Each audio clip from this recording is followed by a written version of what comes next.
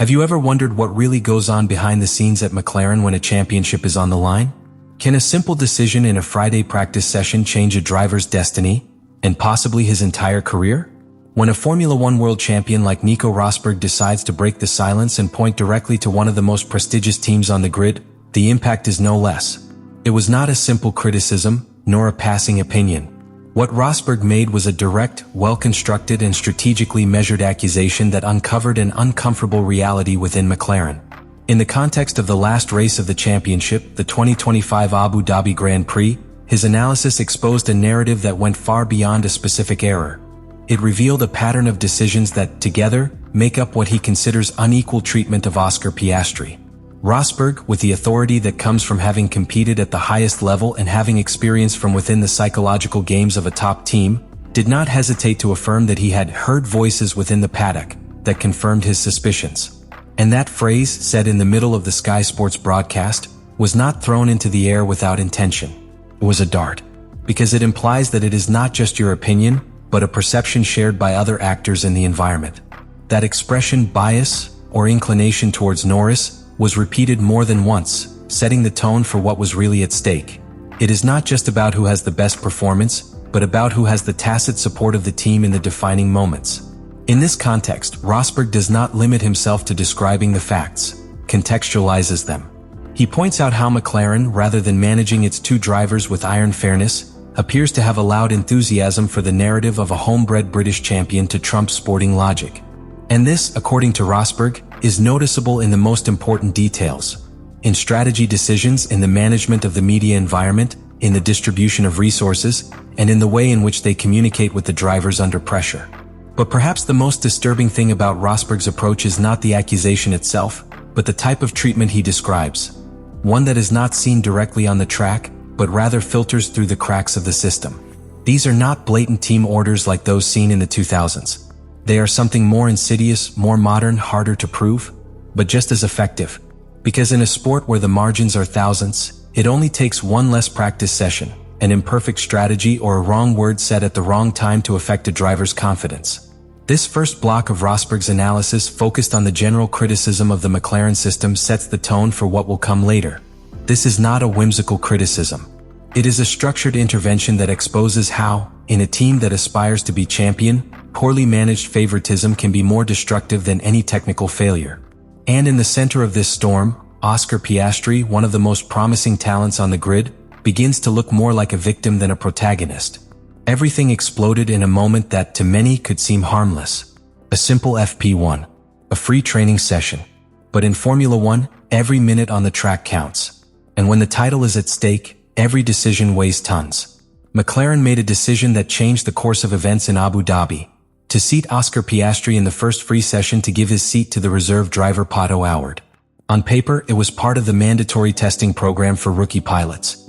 Each team is obliged by regulation to give 2 free sessions a year to young drivers. But the problem here was not the rule, but the moment in which McLaren decided to comply with it. Abu Dhabi was not just another Grand Prix. It was the last race of the year. And although Lando Norris arrived as the favorite, Oscar Piastri still had a mathematical chance for the title. After a season in which he showed pace, a cool head and maturity, sacrificing a critical preparation session to him, just when everything was being decided, was seen by many as an inconceivable decision. But for Nico Rosberg, it wasn't just inconceivable. It was a brutal confirmation that Oscar was not being treated as a legitimate title contender. From a technical point of view, skipping FP1 at a circuit like Yas Marina has important consequences. This session is key to work on adapting the car to the specific conditions of the nighttime asphalt, test different levels of aerodynamic load, analyze behavior in long runs, and begin to build the rhythm on which the configuration for Saturday and Sunday is refined. Piastri, having lost that time, began his work from FP2 with the pressure on him, with no room for error, and with the obligation to race against the clock. That is to say, he started at a disadvantage on a weekend where there was no longer any margin for error. Rosberg described it clearly: this decision cost Oscar pace and confidence. In other words, McLaren left him behind at the most important moment of the year. And this is not just a question of performance. It's a question of hierarchy. In any other context, that seat would have been occupied by Norris. But not. It was Piastri who was sacrificed. And that, in symbolic terms within a team, speaks loud and clear. From a strategic perspective, what McLaren conveyed, whether intentionally or not, was that its total priority was focused on just one side of the garage. That, in the game of odds, they were betting all their chips on Norris. They didn't need to say it openly. The actions made it clear. Even those who defend the decision from a logistical point of view, arguing that it was the only time available to comply with the rookie program, cannot ignore the collateral damage that this choice caused. Because beyond the effect on the track, the internal message that is sent to a young driver who has fought side by side all year is devastating. Doubt is sown, trust is broken, the idea is reinforced that there is a number one driver and another who simply accompanies. In high competition, especially in a top team like McLaren, internal equity is not a courtesy. It is a necessity. And in this case, management failed. Rosberg did not express it as a theory. He presented it as a reading of specific facts that fit perfectly with the most generalized perception of the paddock. The Abu Dhabi decision lit the fuse, not because of what it represented in that isolated moment, but because of what it said about the entire decision-making structure within the team. In a modern Formula One where margins are defined by tenths and driver confidence is a resource as valuable as the engine or aerodynamics, McLaren chose to weaken one of its most promising weapons, for an obligation that could well have been fulfilled sooner. This was the point where Rosberg's criticism went from being a simple observation to becoming a diagnosis. Because when a team decides on the threshold of a possible historic double to give one of its drivers fewer tools, what is being discussed is no longer strategy. It is identity. It's a team philosophy.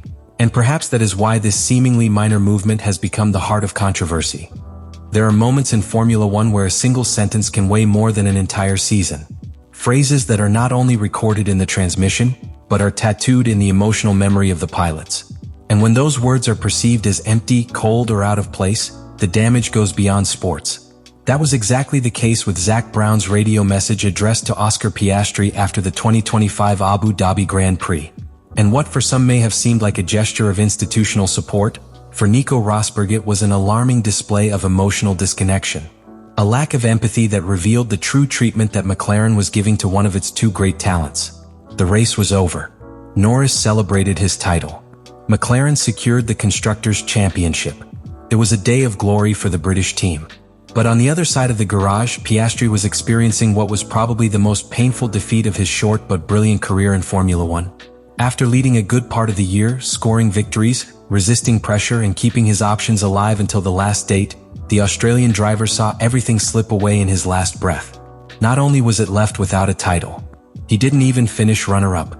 He closed the championship in third position, emotionally blurred, still processing a fall that was not only personal but structural. It was in that fragile, raw human context that Zak Brown came on the radio. And his words were these: "What a season, what a season. You're a star. 7 wins. We love you. We will do it again next year. What a team player. See you on the podium." In any other context, that message would have been correct. Motivating even. But Rosberg interpreted it differently. He called it inappropriate. He called it completely out of step with Piastri's emotional state. The first thing Rosberg highlighted was the tone of the message. Brown sounded optimistic, almost euphoric. As if they hadn't just lost a championship. As if he wasn't talking to a pilot who had just seen his dream crumble live in front of millions of people. The emotional contrast between the team's message and the driver's emotional state was so brutal that it did not go unnoticed by the analysts or the most attentive fans. Rosberg went further. What Piastri needed at that moment was not a season summary, nor a corporate cliché. I needed empathy, validation, someone to tell him that he understood his pain, to recognize the titanic effort he had made. A simple phrase like, "Next year will be yours," according to Rosberg, would have been infinitely more human, closer, more real. But Brown's message wasn't just cold, it was also revealing. It reflected how McLaren was managing its internal narrative. Because at that moment they weren't talking to a frustrated pilot, they were talking to a corporate asset. The tone, the words, the approach. Everything seemed more designed for the cameras than for Oscar's heart. There was no space for sadness, for mourning, for disappointment. Just celebration, applause, and a recycled promise for the following year. And that, in a high-performance team culture, is a serious mistake. What do you think? Do you think Oscar Piastri should continue to trust McLaren as his long-term project? Or was this the breaking point that will silently mark the beginning of his exit? Let me know what you think of all this.